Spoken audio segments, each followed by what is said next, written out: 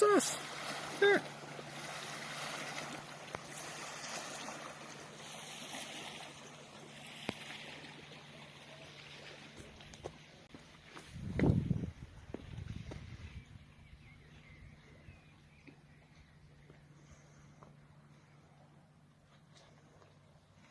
Tonight's quite special for me and Frank. It's going to be our last supper together, I guess. And tomorrow he's heading back to Holland after sailing with me for almost 1.5 weeks.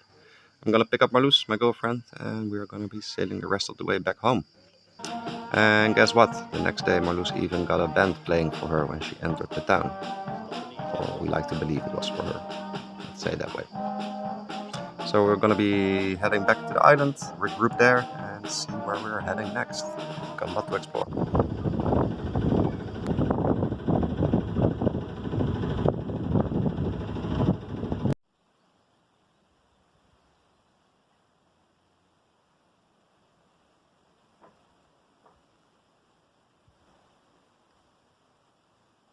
This is our track for today. Not bad. A little bit of 10 nautical miles to go. This is where we are right now, the small island.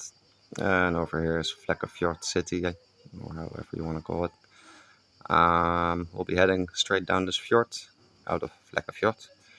And then we'll be traveling through some stony rock areas or whatever not. And we will be settling in tonight at Berefjord. So sorry for pronouncing it wrong again. But yeah, it's a very small place. I think is quite nice to anchor, but we'll see while we get there. And just to give you a small perspective, over here's the track for today. On the right there's Fjord, as you can see. And it is where we started with Frank in Egersund. This is actually where we were docked, right there in this small bay. But yeah, we already sailed that way, but we got quite some way to go. And we're actually going backwards now, but should be fine.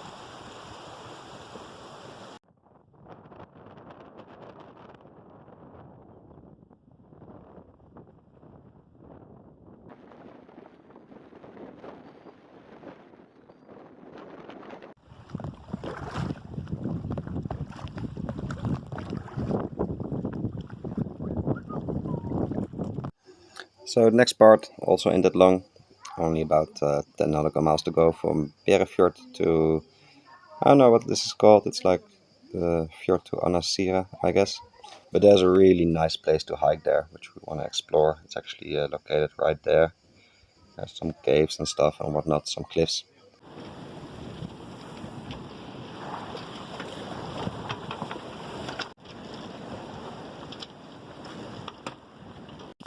Beetje nat. Beetje nat, ja.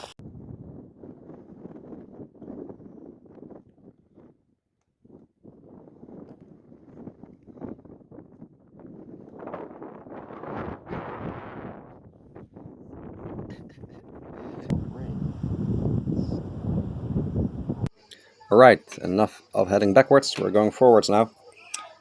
We are starting where we left yesterday, in this small fjord going to Anasira, where we did a very rainy hike.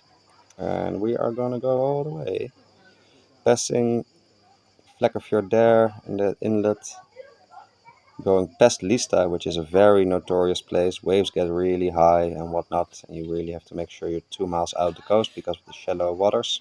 And those make the really high waves. And then we'll be rounding that, and we'll be going into a small place. And just to give you a perspective, that was all. And I think I found some nice anchorage over here. So we're just going to hope that's not going to let us down. but at least looks promising. So hope it's nice.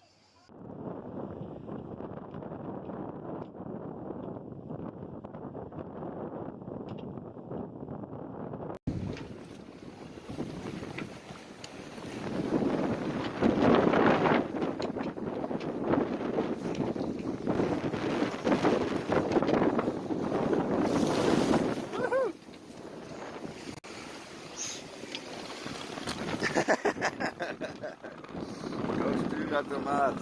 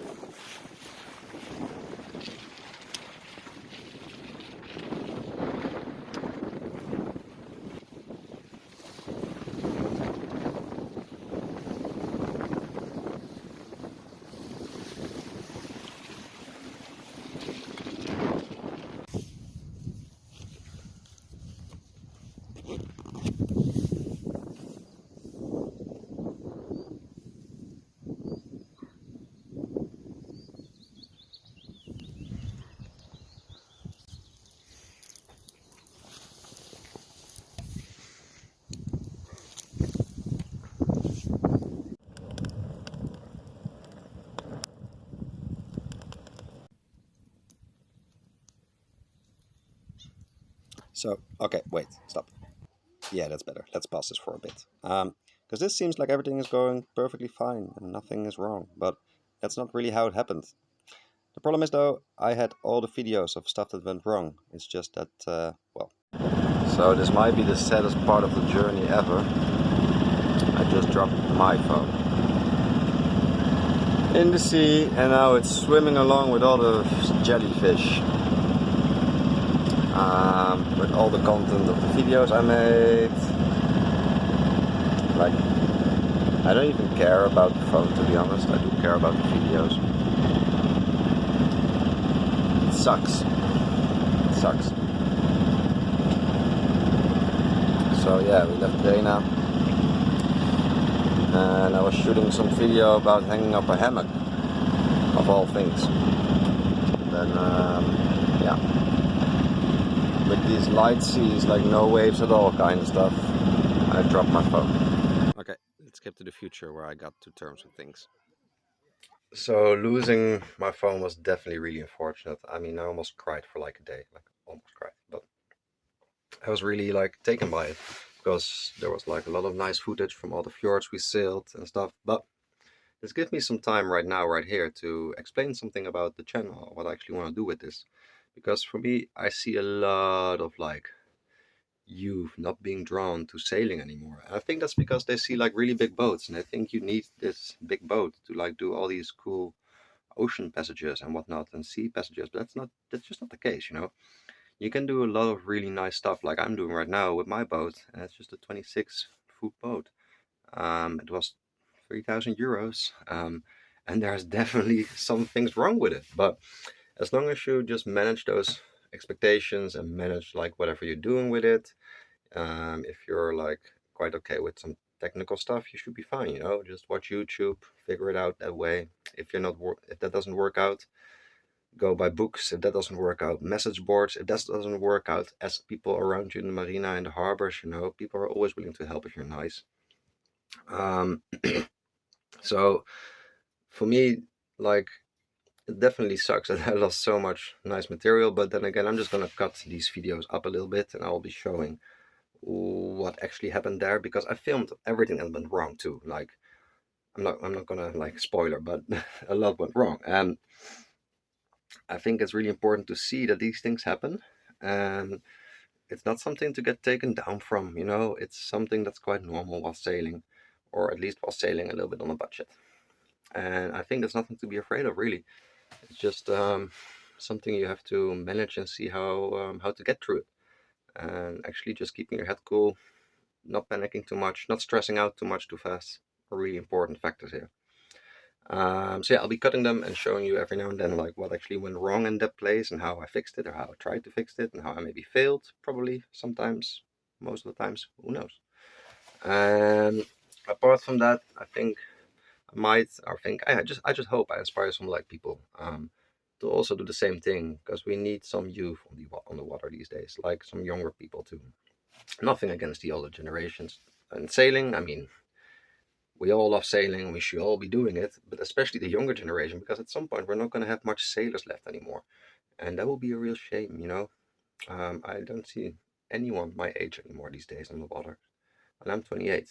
I mean, I definitely don't see much people younger than me on the water, and I'm normally within like the 35 to like 65 category of people chilling in the harbor, which is fine. I mean, nothing against those people once again, but I think they also agree with me. Like, it would be nice to see more youth in the harbors and like having boats. And I think a big problem for a lot of people is they think they need a really big boat to do all these things, but you don't. You can have a 26-foot boat like I have and do really nice things. So yeah, that's a little bit about what I really want to go with the channel.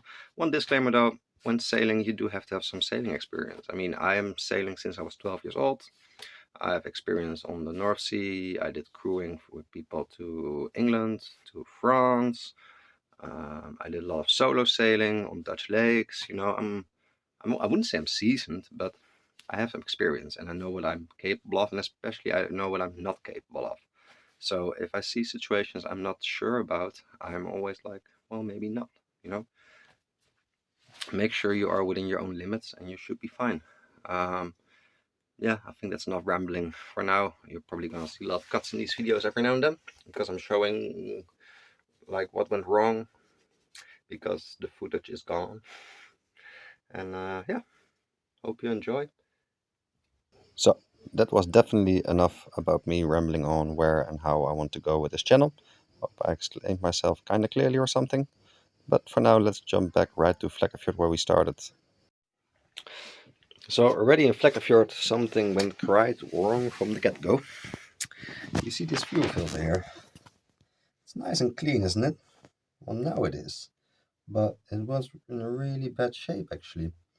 It was totally like yellow, sluggish. You couldn't see through it anymore. This is a glass ball to check, but you couldn't see through it at all, and start on the bottom and just filling up. So that meant one or two things. There might be really old diesel in my tank, I thought, or there might be the other problem, like diesel bugs, algae in your diesel system. And the latter is quite bad, actually. That's not a fun thing. So I actually took out my trustworthy diesel tank over there, which isn't bad at all. Let me shine a light on this. There's just some nuts in the back there, some screws. There's some screws on the bottom part here, which you cannot really see, but they're there. Just took the whole thing out. And you definitely shouldn't forget to get that one closed and stuff, because this is the fuel intake from the engine, or going to the main filter, let's say it that way, and this is the backflow stuff, so it flows back from the engine this way if it's unused. Yeah, took everything out, cleaned it out, took out all the old diesel, and there was a lot of sluggy stuff in there, like the stuff of Yammer nightmares, that kind of stuff. Definitely nightmare stuff for a Yammer engine. So after doing all that, I placed it back, which was then fine again. Then I got to here. I changed the filter. You have to bleed the diesel lines here, which is the small lever. Yeah, there's a small lever somewhere there, which you can use to pump diesel through the system. And then you can pump the air out. You have to bleed it to the small screw here. Open up the screw and stop the moment you don't see any bubbles coming on anymore. Same from that one. There somewhere is, yeah, there we go. That's the bleeding valve screw there. So you want to use that to bleed that part too, because this here behind is the secondary fuel filter actually. Yeah, so here's the secondary one. This is the main one. I only did the main one, to be honest. It seems fine, so I still have to do the secondary at some point. But yeah, I cleaned out all my lines, and now I'm just using some biocide, which is Let me get that somewhere here. Oh, yeah, there we are. Yeah. World Protect Biosite. It's all in the Nordic language because about Norway, but I managed to figure it out how it works. So yeah, doing that seems to have helped. I've ran the engine for quite a lot because we had some not that much wind, let's say it that way, lately. And it's all nice and clean, no slush in there or anything, which is good. I don't even think it was diesel bugs, to be very honest with you. I just think it was very old diesel. But some people told me really should watch out for diesel bugs. So I'm just going to pause my rambling there to explain you a little bit better how this diesel bugs or the algae actually works, because I did a bad job there. So what happens is when the temperature gets low, it gets beyond below the dew point, and when dew starts to form in your tank, that's just water, and in the water there can be organisms growing, and one of these is diesel bugs or diesel algae. And when it starts, it spreads quite fast. It's also quite hard to kill because if you left one small spot, it can start growing again.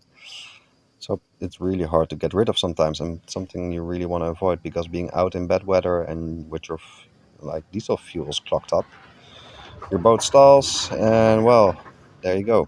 Now you have to fix it in the middle of probably rough seas. I ran it for just like an hour to make sure there was no air bubbles, because if there's any air bubbles in a diesel system, the motor will stall and you have to bleed the system again. And if it happens in a rough sea condition, it's horrible. I don't want that to happen. So that's how I fixed this little problem. It took me a good 3-4 hours to get the tank out, to change the filter, to clean the whole system. But when it was all back together, it was quite nice. I was really happy with the results.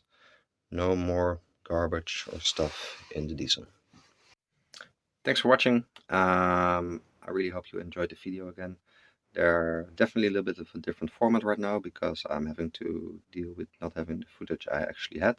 And I'm only having like the Instagram stuff and the backups, which is only the really nice stuff. So I hope it doesn't bother you too much that we're doing this weird cuts back and forth. But it definitely explains a little bit more, I think, about sailing than just showing the cool stuff.